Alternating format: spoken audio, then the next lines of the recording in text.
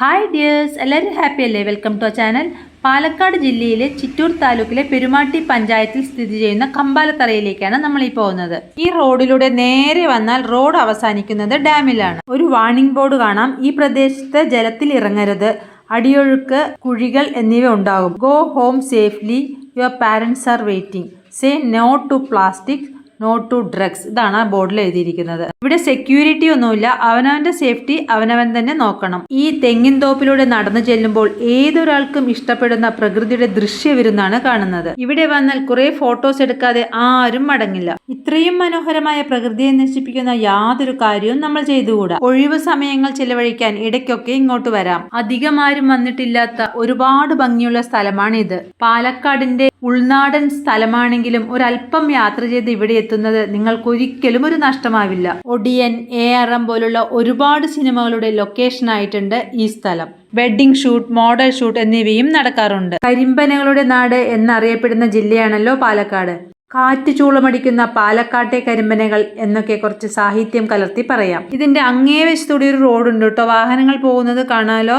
ആ കാണുന്നതിന് എന്താ പറയാ, സ്പിൽവേ എന്നാണോ? ഞങ്ങൾ കഴിഞ്ഞ പ്രാവശ്യം അവിടെയാണ് വന്നത്. ഈ സ്ഥലത്തിന്റെ ഭംഗി വെള്ളത്തിൽ നിൽക്കുന്ന കരിമ്പനകളാണ്. കരിമ്പനകൾക്ക് 120 വർഷത്തിൽ പരം ആയുസുണ്ടത്രേ.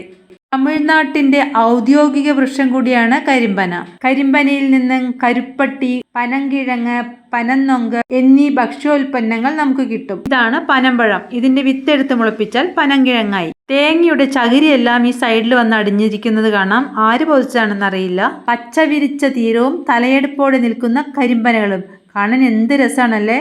പനയുടെ പൂങ്കുല ചെത്തി കള്ളെടുക്കാറുണ്ട് കേട്ടോ. ഈ ചേട്ടൻ മീൻ പിടിക്കാനായി വലയിടാൻ വന്നിരിക്കുകയാണ്. ഫ്രണ്ട്സിനൊപ്പമോ ഫാമിലിയുടെ കൂടെയോ അല്ലെങ്കിൽ തനിച്ചോ വന്ന് തണുത്ത കാറ്റും പ്രകൃതിയുടെ മനോഹാരിതയും ആസ്വദിച്ചുകൊണ്ടിരിക്കാൻ പറ്റിയ ഒരു സ്ഥലമാണിത്. ഈ വെള്ളം പൂർണ്ണമായും കൃഷിക്കും ജലസേചനത്തിനുമാണ്. അതാ ഒരു ചേട്ടൻ മീൻ പിടിക്കാനായി ഡാമിലേക്ക് ഇറങ്ങിയിട്ടുണ്ട്.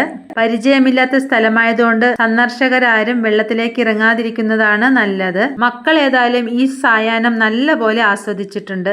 നമ്മൾ ആസ്വദിക്കുന്ന ഈ പ്രകൃതി സൗന്ദര്യം അടുത്ത തലമുറയ്ക്ക് കൂടി ഉണ്ടാവണം. അതുകൊണ്ട് ഇതൊരിക്കലും നശിപ്പിക്കരുത്. ഇതൊരു ഉൾപ്രദേശമാണെങ്കിലും ഞായറാഴ്ച ആയതുകൊണ്ടാവാം കുറേ പേർ ഇങ്ങോട്ട് വന്നിട്ടുണ്ട്. ഇതുപോലെ കാർ ഡ്രിഫ്റ്റിങ്ങും മറ്റും ചെയ്യുന്നുണ്ട്. ഇതാണ് കാർ ഡ്രിഫ്റ്റിംഗ് ചെയ്തതിന്റെ ബാക്കി പത്രം. വീഡിയോ കഴിയുന്നത് വരെ കാത്തിരിക്കരുത്. ഇപ്പൊ തന്നെ ലൈക്കും ഷെയറും കമന്റും ചെയ്തോളൂ. സബ്സ്ക്രൈബ് ചെയ്തിട്ടില്ലെങ്കിൽ ഒന്ന് സബ്സ്ക്രൈബ് ചെയ്തേക്കണം, അല്ലെങ്കിൽ നിങ്ങൾ മറക്കും. പനയുടെ തടിയും പട്ടയും എല്ലാം ഉപയോഗിച്ച് ഉണ്ടാക്കിയ 2 പുര കണ്ടോ? ഇതുപോലെ വീണ് കിടക്കുന്ന തടിയുടെ മേലല്ലേ നമ്മുടെ സിനിമയിലെ നായകനും നായികയെല്ലാം ഇരിക്കാറ്. Thank you for watching.